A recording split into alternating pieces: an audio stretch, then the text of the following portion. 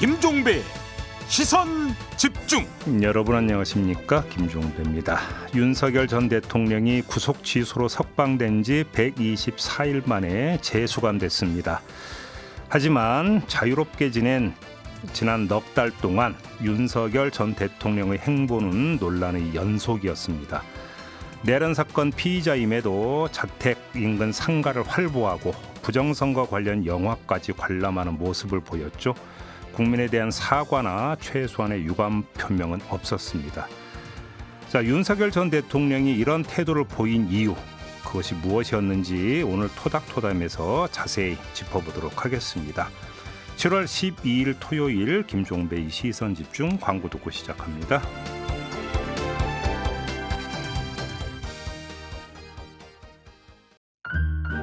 아침을 깨우는 이슈들 같이 들으실래요? 사람 냄새 나는 우리들의 이야기 토닥토담. 네, 함께할 세 분 소개해드리겠습니다. 장윤미 변호사 모셨고요. 어서 오세요. 네, 안녕하세요. MC 정원 모셨습니다. 어서 오세요. 네, 안녕하세요. 네, 그리고 한 달 만에 다시 모셨네요. 박광일 역사작가 모셨습니다. 어서 오세요. 안녕하십니까. 네, 잘 지내셨죠? 네. 네, 다시 뵈니 반갑습니다. 네. 자, 오늘도 주제와 관련된 오디오 듣고 이야기 나눠보겠습니다.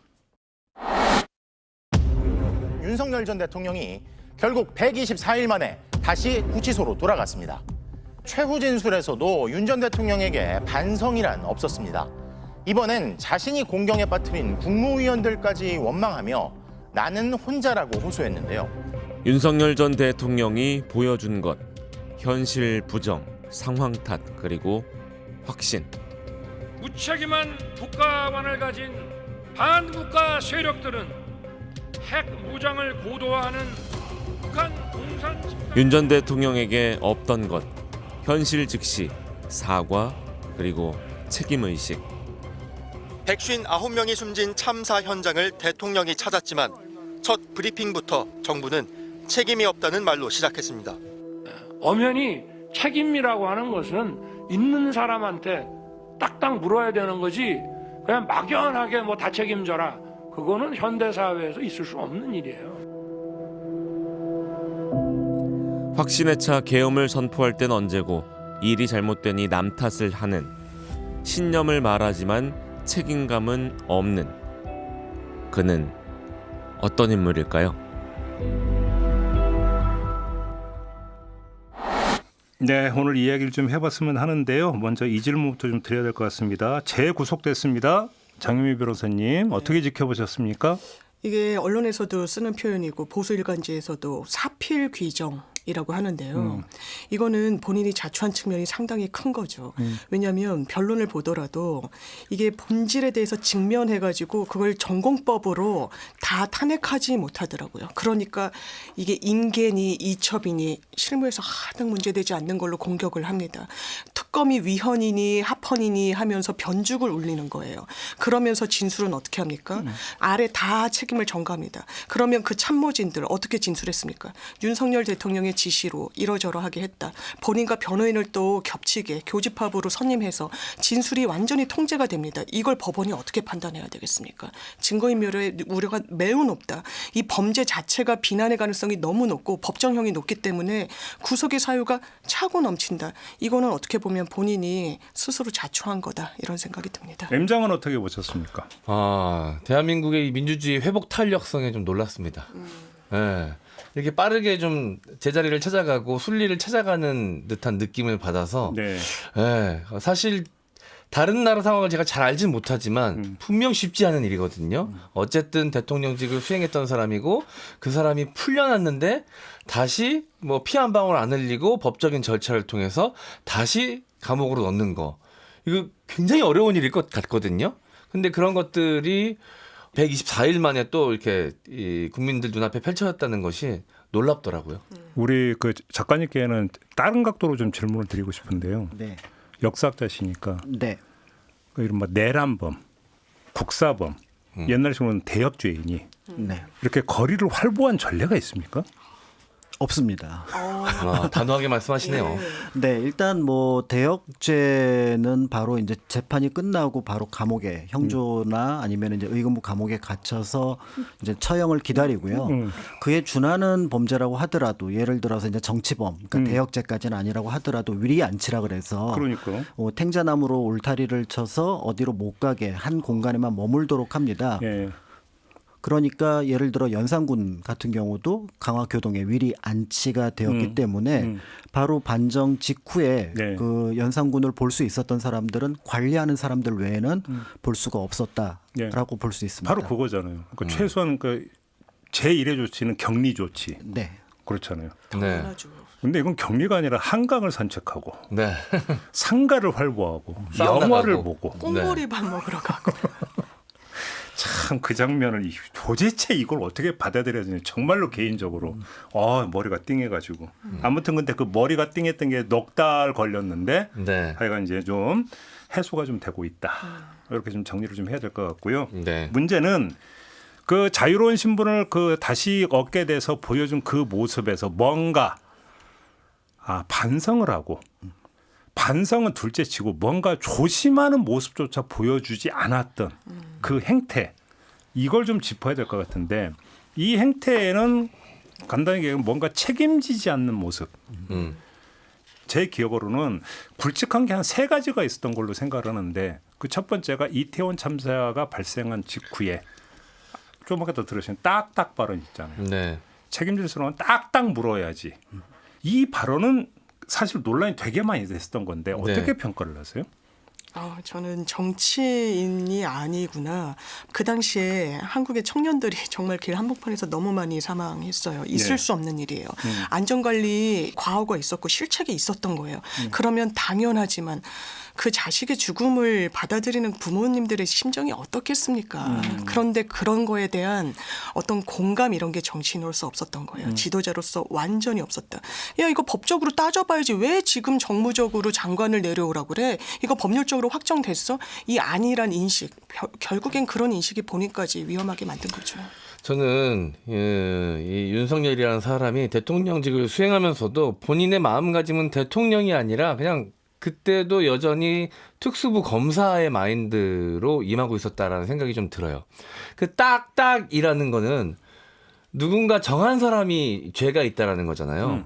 그 검사가 피의자에게 죄가 있다 없다를 판단 내리듯 본인이 판단 내릴 수 있는 이 것들이라고 본인이 규정을 한 거잖아요. 네. 저는 그 딱딱이라는 말 앞에 내가 딱딱 이 앞에 내가가 주어가 생략돼 있다고 보여집니다. 내가 정한 죄 있는 사람들한테 딱딱 물어야지. 그러니까 저거는 이제 거꾸로 얘기하면 왜 책임을 나한테 물으려고 하냐. 그러니까요. 나 동의 못하겠다. 이 뜻이 네. 달려 있는 거잖아요. 그렇죠. 간단히 그러면 더 못 받아들여. 대통령은 본인이 직접적인 실수를 하거나 잘못을 한 게 아니더라도 국민에게 사과하고 국민을 위로할 책임이 있는 자리 아니겠습니까? 그렇죠. 네. 근데 그게 싫다라는 거죠. 그렇죠. 그러니까 그때 국민들이 아니 행정 수반으로서 포괄적 책임과 도의적 책임은 져야 되는 거 아니냐 이 얘기였던 거잖아요. 이것도 안 받아들인 거잖아요. 그렇습니다. 근데 그럼 과거에 네. 이제 봉건왕조로 다시 돌아가서 왕들은 어떻게 했습니까?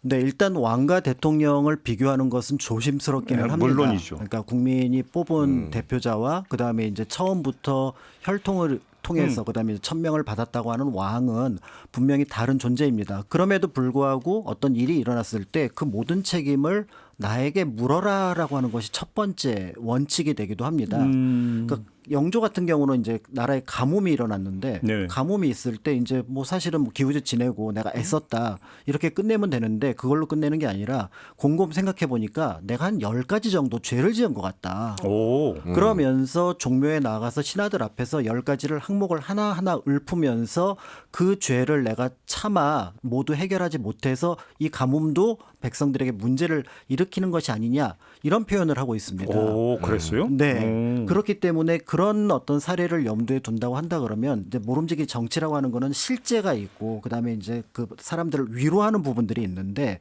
그 실제에 대한 노력을 설사 할 수 없는 부분이 생긴다고 하더라도 국민 그러니까 백성들을 위로하는 또 신하들의 마음을 좀 이렇게 좀 다루면서 또 경계하도록 하는 어떤 그런 모습들을 이제 영조가 보여주었다고 한다 그러면 정근대 왕조의 왕보다도 적절하지 못한 표현을 하지 않았을까 이렇게 볼 수 있을 것 같습니다. 영조의 그 행위는 쉽게 말하면 이런 거네요. 우리가 이제 흔히 하는 말로 제 부덕의 소치입니다. 그러니까. 이런 얘기 많이 하는데 이제 거기서 끝내잖아요. 근데 제 부덕의 항목이 이것입니다. 1, 2 이렇게. 네. 그러니까 예를 들어서 그 항목들 몇 가지만 말씀을 드리면은요.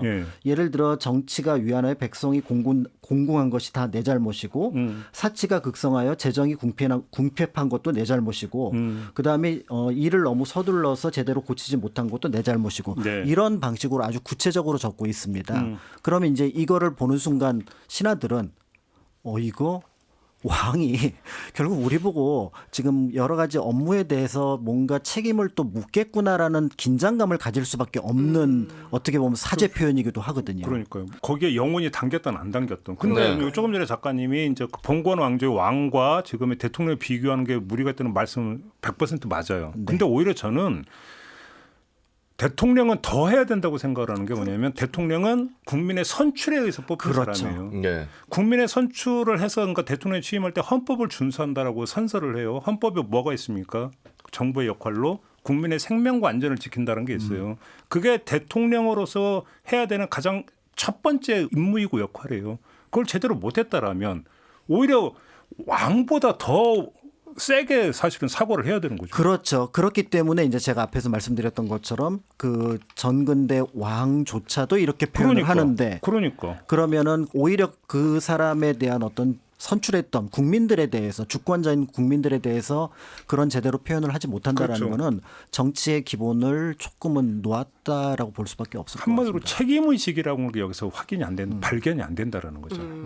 그게 본인만 책임의식이 없는 게 아니라 말씀 듣다 보니까 그렇게 지도자가 의견을 표명했을 때 그 참모진들, 실무진들한테 어떤 신호로 가다할 것인가. 우리도 그러면. 그렇지. 예, 그게 가장 큰 문제라는 생각이 또 작가님 말씀 들으니까 드네요. 그다음에 두 번째 사례가 총선에서 참패를 했어요.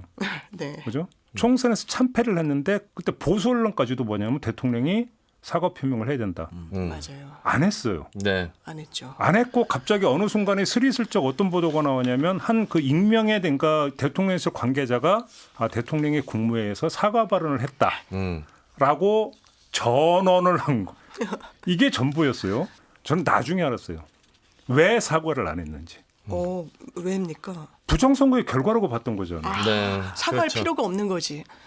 그거 원래는 아니었어요? 자기가 이겼으니까. 아니 총선의 참패가 부정선거의 결과를 이렇게 됐다고 생각을 하니까 사과를 할 수가 없었던 거 아닌가요?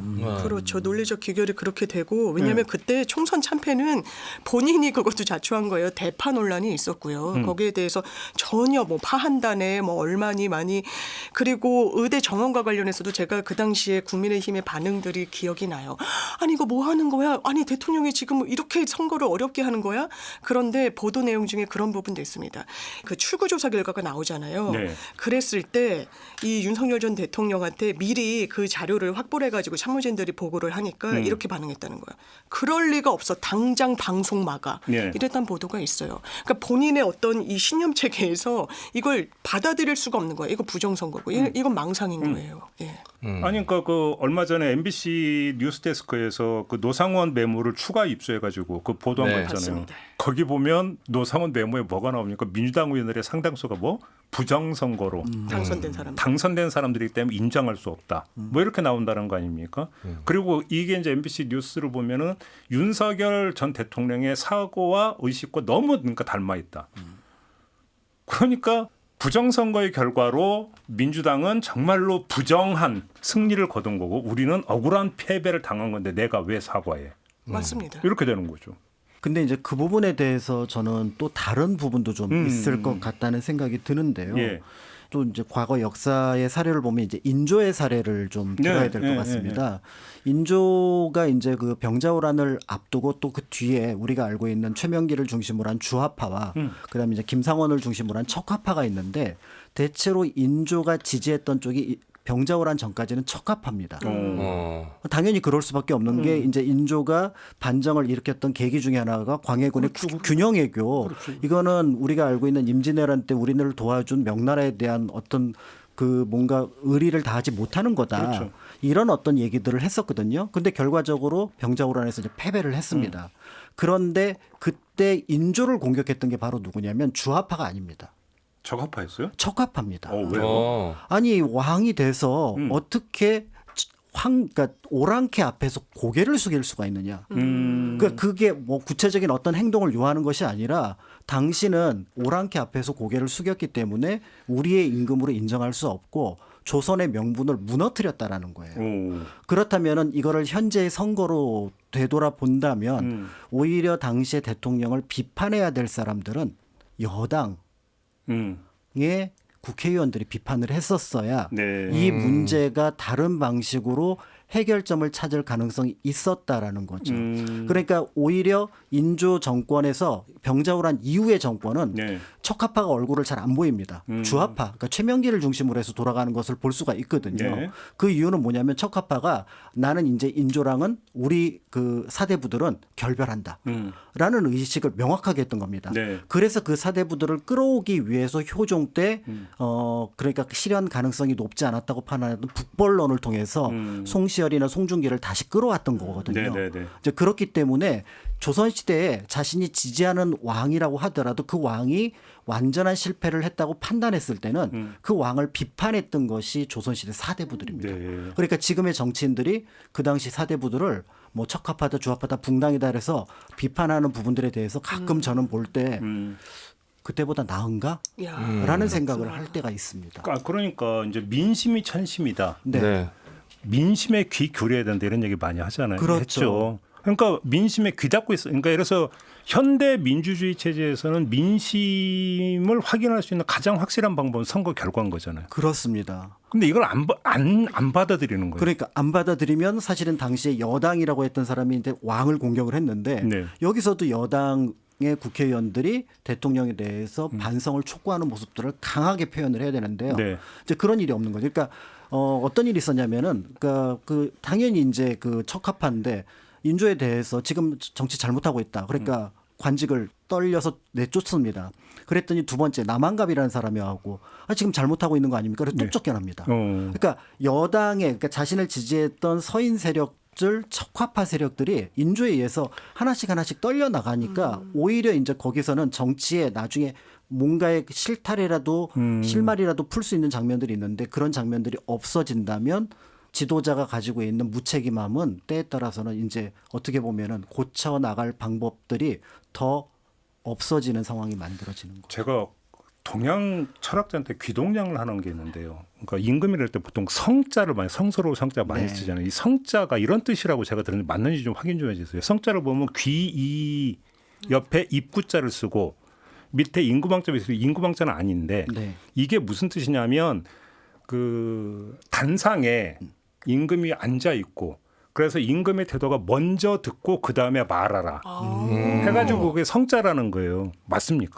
저는 거기까지는 잘 모르겠어요. 하여간 저는 성자를 쓸 수는 있어요. 귀동냥으로 그렇게 들었어요. 그래서 그러니까 그 임금이나 이런 제왕의 가장 기본적인 덕목이 뭐냐면 민심을 듣는 것이다. 그렇습니다. 민심에 귀 기울이고 그다음에 입구라는 게 뭔가를 하더라도 그다음에 하라. 그렇죠. 그러니까 이 뜻이라고 이제 제가 그렇게 귀동냥을 들었거든요. 네, 그래서 보통 왕에게 1000명이라고 얘기를 하는데 1000명은 눈에 보이지 않습니다. 그러니까요. 근데 그 1000명의 구체적인 표현이 민심이거든요. 그러니까 그렇게 연결을 하기 때문에 그래서 민심을 이제 잘 받아들여야 된다라는 것이 왕의 덕목으로 얘기를 하는 거죠. 그러니까 이제 그렇게 보면 윤석열 전 대통령 거꾸로 달렸다는 거죠. 아니 자기가 당선된 선거도 부정선거라고 주장한 사람이 전 세계에 누가 있어요? 아니 유일할걸요. 더 많이 이겼었는데 이거밖에 안 이긴 게 부정선거. 그런 사고 체계를 가진 사람 너무 그 얘기만 들어도 너무 위험한데 그 MBC 보도 바이든 날리면 관련된 보도에 대해서 어떻게 조치를 취했는가를 우리가 다시 한번 복기해 보면 MBC만 콕 집어가지고 대통령 전용기에 탑승 못하게 하고 MBC를 탄압하기 시작했습니다. 그리고 나서 이 이태원 참사 때도 책임자를 단 한 명도 처벌하지 않았어요. 스스로. 네. 그죠. 그게 밑에서 함께 일하는 부하들에게 아주 강력한 시그널이었을 거라고 봐요. 야, 나는 다른 거 생각 안 하고 그냥 대통령 심기만 맞추면 대통령만 따라가면 그 어떤 잘못으로부터도 나는 자유로울 수 있겠구나. 그럼 그때부터는 그야말로 인해장막에 둘러싸여서 좋은 소리, 아첨하는 신하들만 주변에 있었겠죠. 그러니까 결국은 책임지지 않는 모습을 보인다라는 것은 뭐냐면 자기를 돌아보지 않는다라는 거거든요. 네. 자기를 돌아보지 않으니까 자기를 지금 되돌아봐야 되는 시선을 어디에 두냐면 자기한테 두는 게 아니라 남한테 둔다라는 거죠. 그렇습니다. 간단히 남 탓한다라는 그렇죠. 거죠. 이거죠. 그러니까 보통 이제 그 선조 임금에 대해서 비판적인 시선이 많으나 근데 선조 임금조차도 7천량 전투에서 그 수군이 전멸한 상황에서는 이순신에 대해서 거의 사죄문으로서 그랬어요? 네, 보내잖아요. 내가 어찌 말을 하겠는가, 내가 어찌 말을 하겠는가. 그게 표현이 그렇게 나와요. 네. 그러니까 그렇게 얘기를 할 정도라는 거는 그리고 그 내용은 사실은 이제 그 이순신에게 보내긴 했으나 그 내용이 나중에 실록에 실릴 정도였다면 실록에도 실렸어요? 네, 공식적인 문서라고 볼 수가 있습니다. 그러니까 잘못에 대해서 명확하게 인식하고 나아가는 것이 그 다음으로 나아가는 그래서 우리가 명량을 기대할 수 있게 된 배경 가운데 하나는 사실은 선조의 잘못을 인정하고 사과하는 태도라고 볼 수가 있거든요. 인정할 건 인정했다. 그렇습니다. 임금들도. 네.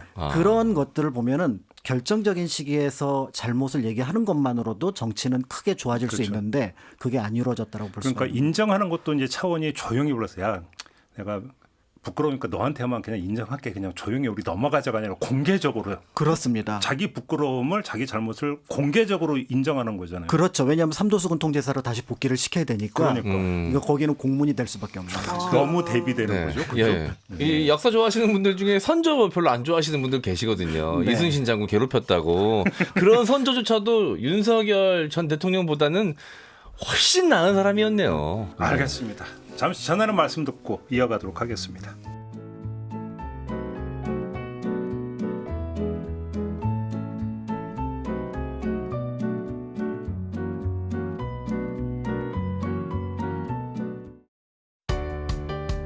때로는 날카롭게, 때로는 삐딱하게, 그러나 매 순간 섬세하게 시선이 필요한 우리 사회 곳곳을 살펴봅니다. 김종배의 시선집중. 네, 김종배의 시선집중 토요일 코너 토닥토담 세 분과 함께하고 있습니다. 박광일 역사학자, 장윤미 변호사, MC 장원 세 분과 함께하고 있는데요. 앞서 두 개의 사례를 짚어봤지만 사실 그거는 이 이야기를 하기 위한 그냥 이풀기 차원의 이야기이고 내란을 일으켰습니다. 실패했습니다. 그런데 어떤 반성하는 모습, 사죄하는 모습도 없었습니다. 제 기억이 맞다면 내란 실패한 직후에 대국민 성명 발표하면서 법적으로 책임질 일이 있다면 책임지겠다. 한 게 저는 유일했던 거라고 생각합니다. 이거는 제가 잘못했어요도 없어요. 그런 것도 아니에요. 차원이.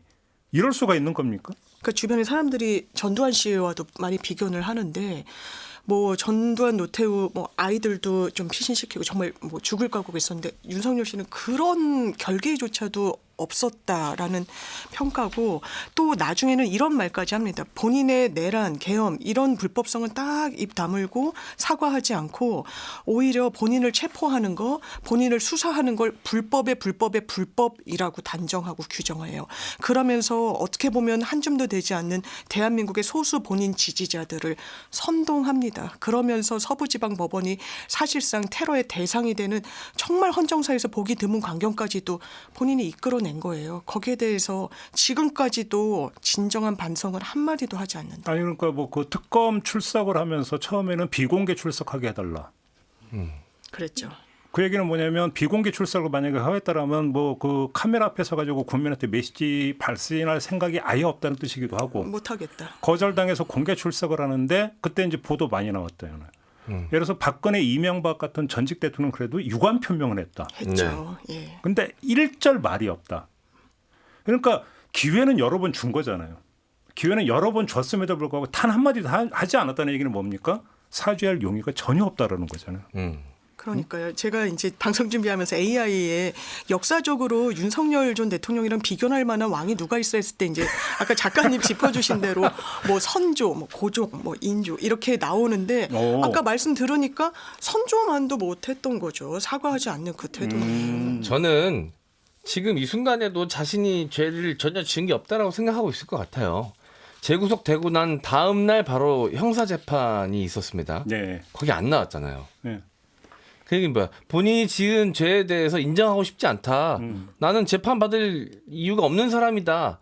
지금 난 억울하다라는 감정이 먼저 앞서 있으니까 네. 받아야 될 재판이 안 나오지 않았을까요? 예. 근데 저는 여기서 우리 작가님께 이 네. 건은 좀 특별하게 저는 조명이 좀 돼야 된다고 생각을 하는데 네. 이런 일을 벌일 정도라면 저는 두 가지가 이게 사전에 깔려 있었어야 된다고 생각해요. 하나는 뭐냐면 내 목숨을 건다. 네. 내 생사를 걸고 하겠다라고 하는 각오가 없으면은 이건 하면 안 되는 일이잖아요. 그렇습니다. 두 번째, 이걸 해야 되는 자기 명분과 이게 확실해야만 되는 거거든요. 그렇지 않습니까? 네. 네. 근데 둘 다 없어요. 전 둘 다 없는 것도 좀 놀랐고요. 네. 저 예전에 이제 그 뭐 이렇게 헌법 관련된 볼 때 대통령 관한 조항에 보면은 내란 및 외환의 죄를 범하지 않고는 재직 중에 소추당하지 않는다. 그래서 저는 그 조문이 이게 왜 필요하지? 대통령이 내란하고 외환을 일으킬 일이 있을까? 그러니까. 적어도 민주주의 국가에서 네. 라는 생각을 했었는데 아 이게 이렇게 현실적으로 적용될 거라는 생각을 하지 못한 부분이 있고요. 네.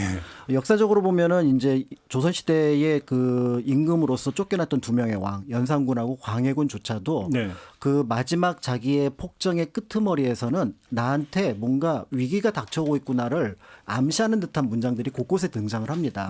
그래서 예를 들어서 그 광해군 같은 경우 이틀 전에 이제 내가 지금 너희들하고 즐겁게 지내고 있는데 너희들의 즐거움이 계속 될 것 같니? 라고 물어본다거나 네. 이런 어떤 것들에 대한 위기감도 있었는데 지금의 어떤 상황들을 보면 그런 위기감도 느끼지 못하는 것 같고 더 나아가서 광해군과 연산군은 바로 포기를 합니다.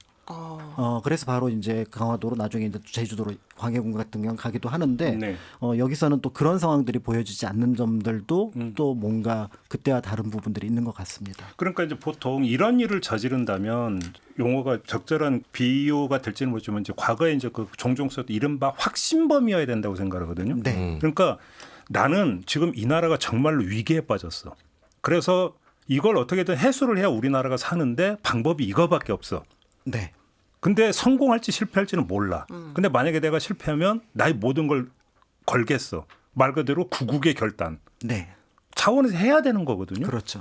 그런데 내걸기는 했죠. 네. 반국가 세력이 나라를 어쩌고 저쩌고 한다는 어떤 이야기는 많이 했어요. 근데 그러면 했는데 실패했어. 그래 그러면 내가 졌다. 깨끗이 인정. 알아서 해라. 사실 이렇게 가는 게 맞는가? 역사에서는 오히려 이랬던 거 아닌가요? 그렇게 가는 게 맞죠. 그러니까요. 네, 그러니까 이제 국외의 결단을 한다고 하면은 이제 긍정적인 요소로서 예를 들어 뭐 개유정난 때 반대했던 사육진 같은 경우는 바로 이제 목숨을 걸었던 부분들도 있습니다. 그렇죠. 그런데 이제 지금의 상황하고 비교해 볼 때 이런 어떤 확신범, 그러니까 내가 잘못하지 않았다라고 생각하면서 잘못을 저지르는 사례는 의외로 많지는 않은데요. 찾느라고 애먹었습니다. 네, 왜냐하면은 보통의 범죄자들 그다음에 또 어떻게 보면은 역모를 일으키는 사람들은 자신의 현재 문제가 그러니까 안위의 문제 때문에 일으키지 그것 자체가 잘못되지 않았다고 생각하지는 않는 편입니다. 그런데 찾은 인물이 바로 이완용입니다. 이완용이요? 예, 이완용이 확신범입니다. 그러니까 이완용이 나중에 이제 뭐라고 얘기를 하냐면은 한일 병합 그러니까 우리 국권을 일본한테 넘기고 나서 많은 사람들이 일제강점기에 이완용이 1926년까지 살았으니까 네. 비판을 할 때 뭐라고 얘기를 하냐면 내가 아니었으면 대한제국 황실은 없었을 거야. 아 그게 이런 거죠. 원래 이완용이 원래 처음에 친러파였다면서요? 친미파였습니다. 그렇죠. 그 일본어를 못하는 친일파입니다. 그랬다가 일본으로 갈아탔다고 이제 네. 들어볼까 했는데 뭐냐면 우리나라가 일본에 붙어야 산다. 네. 이런 의미에서 확신범이었다는 겁니까? 그런 부분도 있는데요. 네. 그러니까 친일파들 특히 을사오적을 보면은 처음에 을사늑약 당시만 하더라도 반대를 했습니다. 왜냐하면 그 조약문을 조금이라도 신학문을 공부하고 조약에 대해서 알고 있는 사람이라고 한다 그러면 이거는 국권을 넘긴다라는 거거든요. 그래서 그날까지만 하더라도 고종하고 반대를 했는데 네. 문제는 이제 을사늑약이 되고 이제 이토가 실제로 통감부를 설치하고 하니까 실질적으로 눈앞에서 세력의 변화가 일어났던 거죠. 그러면서 자기 합리화를 조금씩 하기 시작합니다. 그러면서 나중에 1906년 7년쯤 되면은 자기의 행동이 옳았다라고 정당성을 발표하게 되고요. 이게 어느 순간은 자기 암시를 하는 것 같아요. 네.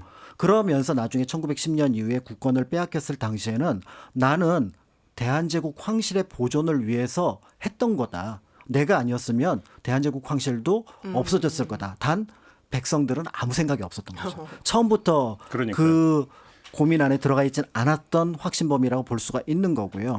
이제 그런 면들이 이제 이완용의 모습들이 아주 나쁜 쪽의 확신범이었던 보여지는데 문제는 그 확신범을 만들어준 인물이 저는 고종 같다라는 느낌이 듭니다. 왜요?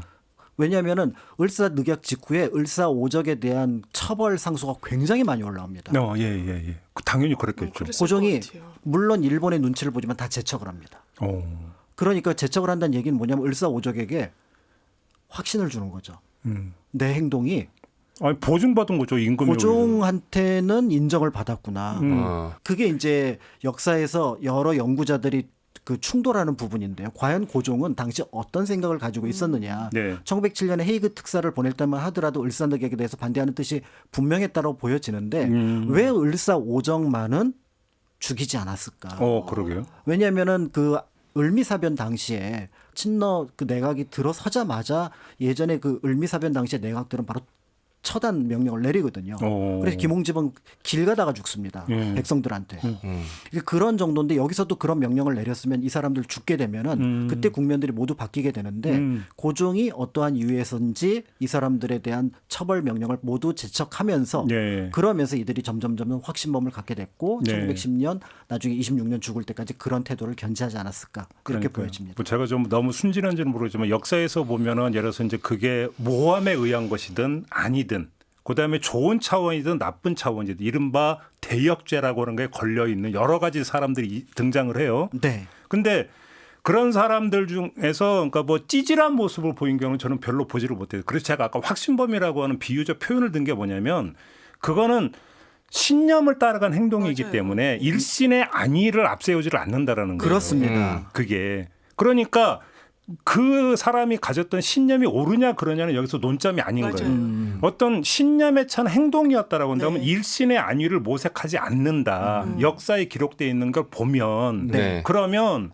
윤석열 전 대통령이 정말로 내란을 일으킨 게 반국가 세력으로부터 대한민국을 지키기 위한 게 정말로 자기의 신념이었다면 찌질하게 법기술 부려가면서 구속을 면하려고 하고 뭐 하려고 하지는 않는다. 너무 공감이 됩니다. 그렇게 놓고 본다면 내란이 정말로 반국가 세력으로부터 대한민국을 지키기 위한 구국의 결단이었느냐라는 거예요. 제 얘기는. 맞습니다. 이게. 왜냐하면 확신범도 저는 아니라는 생각이 드는 게 확신범은 보통 이제 정치사범, 사상범 이렇게 표현되기도 하는데 본인이 법률을 위반한다는 사실을 알아요. 그럼에도 불구하고 내 도덕적인 신념, 정치 신념 아니면 종교적인 신념 때문에 내가 처벌을 감내하고 내 이 신념을 관철시키겠다라고 하는 거예요. 감수하겠다는 거예요. 그러면 계엄은 정말 말 그대로 정말 대한민국의 윤석열 전 대통령이 때문에 그 암약하는 반국가 세력들이 본인의 발목을 잡고 그래서 계엄에 이르렀다면 지금 당당하게 뭐가 잘못됐냐 나를 처벌해라 라고 이야기하는 게 논리적 수순인데 어떻게 응대하고 있냐면 이를테면 그런 거예요. 막 총을 보여주라고 그랬다는 거예요. 본인을 체포하러 왔을 때 경호처한테. 당신들이 총을 경찰보다 훨씬 잘 쏜다. 그리고 그런 진술이 확보가 돼요. 그런데 최후 변론을 할 때 영장 실질을 할 때 뭐라고 얘기를 했냐면 나 그런 말 한 거 왜곡된 거야. 여성 경찰이 무장하지 않아서 총을 안 갖고 있어서 다쳤다는 얘기를 들어서 걱정이 돼서 했어. 맥락이 하나도 안 맞아요. 그러니까 자기 변명에 너무 급급한 거예요. 겁이 날 거거든요. 무섭고 두렵고 되게 비겁한 거예요. 그러니까 이건 확신범조차 되지 않는다는 생각이 듭니다. 확신범은 아니었는데 확신병은 있었던 것 같아요. 그러니까 자기가 생각하는 건 다 맞고 대통령이면 뭐든 지시할 수 있고 뭐든 이뤄낼 수 있을 거라고 확신하고 있었던 것 같아. 아니 그러니까 그 네. 동원했던 사령관들조차 나중에 가서 그러겠잖아요. 네. 내가 그때 잘못 생각한 것 같다. 네. 내가 그렇죠. 책임을 지겠다. 여인 형사. 다만 부하들은 선처해달라. 그렇죠. 이렇게 가잖아요. 그렇죠. 역사에서 보면은 부하들한테 너희들은 도피해서 차후를 도모해라. 내가 그 맡겠다가 되든지 간에 이렇게 가는 게 맞는 거잖아요. 근데 이렇게 안 했다는 것은 뭐냐면 내란이라는 게 저지른 저거는 확신에 찬 것도 아니라는 거예요. 결국 무엇을 모색했냐? 일신의 안위. 그렇죠. 네. 권력의 그 기반의 그 강화. 쉽게 하면 독재. 그래서 어떤 그 경제부총리에게 뭐 예산을 준비해라. 뭐 그 국가부의 입법회의 같은 거 해야 되니까 했던 게 결국은 사리사욕에 그 빠져 있어서 내란을 일으켰고 네. 그러니까 그렇게 보면 일관성이 있는 거예요. 지금 다시 또 일신의 안위의 모든 법 기술을 동원하는 것이나 내란을 일으켜서 공통점이 뭐냐? 모든 걸 자기 중심으로 바라보고 일신의 안위의 모든 게 지금 집중되어 있다는 거예요. 그렇죠. 그러니까 확신범 축에도 끼지를 못한다. 네. 이렇게 정리해야 되는 거 아닌가요? 맞습니다. 그러니까 제가 보기에는 지금 말씀하셨던 것처럼 뭔가 그 변혁의 시기에 중요한 일을 했던 사람들이 자신의 죄를 피하려고 했던 적은 없습니다. 그러니까요. 죽음을 앞에 두고도. 그러니까 1894년에 동학혁명이 일어났을 때 전봉준 장군이 나중에 순창 피놀이에서 잡혀서 네, 올라오는데 네. 그 재판에 일본이 관여를 하거든요. 예. 근데 주변 그 사람들이 뭐라고 얘기를 하냐면은 지금 일본 공사한테 얘기를 하면은 생명 구할 수 있다. 전봉준 장군한테 조언을 합니다. 예. 그런데 전봉준 장군이 뭐라고 얘기를 하냐면 내가 일으킨 이유가 일본을 몰아내자고 일으켰는데 어떻게 내가 그 사람한테 더럽게 목숨을 구걸하겠느냐라고 하면서 결국은 물론 재판 자체가 말도 안 되는 재판이지만 사형이 눈앞에 있지만 그 사형을 받아들이거든요. 그러니까 정치적인 신념을 갖고 있는 사람들이 일반적으로 보여주는 태도하고 비교해 본다고 하더라도 지금 얘기하셨던 것들은 지금 윤석열 대통령은 완전히 그런 모습에서도 동떨어져 있는 모습을 보여주는 거죠. 그러니까요. 결국은 어떤 감수를 하는 뭐 사법적 어떤 그 조치가 되면 심지어 목숨까지도 되고 감수를 하고 하는 것은 그걸 구하기 위해서 나의 신념을 더럽힐 수는 없다. 그렇습니다. 그렇죠. 라는 거잖아요. 그렇죠. 이것이. 네. 근데 이거는 지금 본말이 뒤집혀 있는 거죠. 완전히 남 탓하고 참모진 탓하고 심지어는 YS 때 국무회의까지 끌어들여서 국무회의를 안 한 게 뭐가 문제냐. 그때도 금융실명제 전격적으로 시도하고 했을 때 제대로 된 국무회의 없었다 해서 지금 특검팀이 그 당시 영상까지 냈다라는 거 아닙니까? 국무회의 했다라는 거. 긴급재정명령을 할 때. 이거 완전히 남 탓이에요. 더더군다나 본인의 지시를 이행했던 지시를 하달받은 이런 부하 직원들의 탓을 하고 있다는 건 대단히 이례적인 거죠. 역사적인 장면에서도. 이제 고전으로 우리가 이제 흔히 얘기하는 막스 베버의 직업으로서의 정치 이걸 보면 네. 신념윤리와 책임윤리를 얘기를 하잖아요. 정치인의 덕목으로서 두 가지를 같이 갖춰야 된다. 그래서 이제 이 얘기를 하다 보니까 그것도 이제 새롭게 조명이 될 수 있는 게 신념이 없는 사람은 책임 의식이 없는 거예요. 네. 책임 의식을 갖고 책임지는 태도를 보이는 사람은 신념이 있는 사람에 한해서만 그게 가능한 거예요. 전제가 신념이군요. 그래서 뭐냐면 책임이라는 것은 결국은 책임을 진다는 것은 남 앞에서 책임지는 게 아니라 자기한테 책임을 지는 게 저는 가장 근본이라고 보거든요. 나의 양심, 그렇죠. 나의 가치, 네. 나의 신념에 이걸 기준점 삼아서 내 행동과 내 행동의 결과를 비추는 거죠. 그래서 어긋났을 때 내가 책임지겠다 이렇게 가는 자기에 대한 책임인 거죠. 엄밀하게 얘기하면 책임의식이라고 하는 그렇죠. 게. 네. 근데 누구는 그게 아니라 모든 걸 남 탓으로 돌리는 거니까 이 얘기는 무슨 얘기냐면 아예 신념이라는 게 없다라는 거죠. 그러니까. 그래서 저는 이 시점에 가장 궁금한 게 이제 계속 수사가 계속되면 이제 안에 김건희 특검과도 연결되고 윤석열 전 대통령이 자기 아내에 대해서 증언해야 되는 시점들이 이제 찾아올 텐데 그런 국민이 연출이 되겠죠. 그럴 그때 수밖에 없겠죠. 어디까지 어떻게 이야기할지가 너무 궁금해요. 저 사람이 오롯이 갖고 있는 신념은 아내에 대한 사랑 하나 정도이지 않을까라고 많은 사람들이 생각하는데 네. 그것마저도 진짜였을까가 이제 판가름 나는 순간이 올 거거든요. 너무 궁금합니다. 그때가. 저는 궁금한 게 뭐냐면요. 윤 네. 어게인을 외치는 사람들이 네. 지금 심경이 어떨까고 솔직히 좀 궁금해요. 만약에 네. 윤석열 전 대통령이 지금 이야기했던 저희가 지금 이야기하고 있는 이런 모습을 조금이라도 보였다면 그렇죠. 윤 어게인을 외치는 사람들은 오히려 그 사람들이 더 신념에 찼을 수가 있을 거예요. 더 네. 강화했을 맞아요. 거예요. 네. 아 우리가 사람을 잘못 보지는 않았구나. 아, 정말 우리의 지도자님이시구나. 예. 근데 아니거든요. 네. 그렇죠. 그러니까 지금 입으로는 윤 어게인을 외치지만 마음속으로 끊임없이 어떤 뭉게뭉게 피어오르는 것은 회의감 아닐까 싶은 생각이 좀 드는 거예요. 그러니까 정치인 특히 이제 어떤 사람들 앞에 서는 사람들이 보여줘야 될 태도가 바로 자신이 앞장서는 모습인데 그렇죠. 그런 모습을 전혀 보여주지 않는 상황에서 뭔가를 다시 따라가라고 한다라고 하는 것들은 문제가 될 것 같고요. 더 나아가서 그가 지향했던 가치가 그러면은 실제가 있는 건가라는 것들에 대한 의심도 다시 하지 않을까라는 생각을 하게 됩니다. 그러니까요. 예. 그래서 스스로 책임지지 않는 사람일 때는 그때 어떻게 하는 거다? 단죄를 하는 거다. 그렇죠. 단죄 많이 남았을 뿐입니다. 그러니까 지지자들도 사실 저희도 이제 사무실이 근처에 있으니까 영장 실질하고 했을 때 혹시 또 소요 사태 있는 거 아니야? 윤석열 전 대통령 지지자들이 또 굉장히 뭐 폭력 행위로까지 나아가는 거 아니야? 근데 경찰들이 훨씬 많이 나와 있었고 지지자들은 군데군데 비어 있고 이제는 정말 썰물처럼 빠져나가는 거 아니겠습니까? 그러니까요. 그러니까 이제 여기서 이제 그러면 이제 윤석열 전 대통령의 이제 이야기에서 범주를 좀 벗어나서 그냥 정치인 내지 정치 지도자 뭔가 책임 의식이 결여되어 있는 듯한 사람들 어떻게 해야 되는 걸까요? 예를 들어서 과거로 돌아가면 조선 시대는 상소나 이런 게 있었잖아요. 네. 하면 뭐 그러니까 임금님한테 뭔가 건의하는 것도 있었겠지만 네. 왜 당신 그렇게 하냐라고 끊임없이 어떤 그 문제를 제기하고 책임의식을 계속 그 자극하는 이런 것도 있었던 거 아닌가요? 그렇습니다. 그래서 당시 이제 신하들이 가져야 될 가장 기본적인 덕목이 뭐냐면 자신의 뜻을 표현하는 거고 그것이 꺾인다고 하더라도 그들이 두려워하지 않았던 이유는 그 자리를 그 생각을 가진 사람들이 계속 채우게 되거든요. 그렇죠. 그러니까 여기서 계속해서 신념을 가진 사람들이 하나의 무리로서 이루게 되면은 왕도 이제 그 뜻을 받아들이게 된다라는 의미를 갖게 되는데요. 그렇기 때문에 조선시대에 왕이라는 존재가 의외로 비겁하기가 어렵습니다. 구조상. 비겁하기가 어렵다. 네. 비겁한 태도를 계속 보이는 순간 저 사람에게서 등을 돌리게 되니까 결국은 자기가 어떤 방식으로든지 그들의 뜻을 거부를 하거나 받아들여야 되는데 그거를 중간에 어떻게 보면은 책임지지 않는 상황으로 놓아둔다라고 하는 것들은 그렇죠. 지도자로서 자격이 없다고 판단을 하고요. 그러면은 이제 점점 등을 돌려서 떠나게 되는 거죠. 그런 모습이 거의 유일하게 드러났던 게 인조 때 모습이거든요. 척화파, 주화파 사이에서 한때는 척화파, 한때는 주화파 의견을 받아들이고 중간에는 둘 다 책임을 지우는 모습들이 보여줍니다. 네. 대표적으로 그 김상원의 형이었던 김상용 이분이 굉장히 또 유명한 척화파이면서 굉장히 충절의 상징인데 강화도에서 강화도를 지키다가 결국 이제 강화도가 함락될 상황이 되니까 폭탄을 터뜨려서 자폭해서 목숨을 끊거든요. 그런데 이제 사람들이 비교를 하기 시작합니다.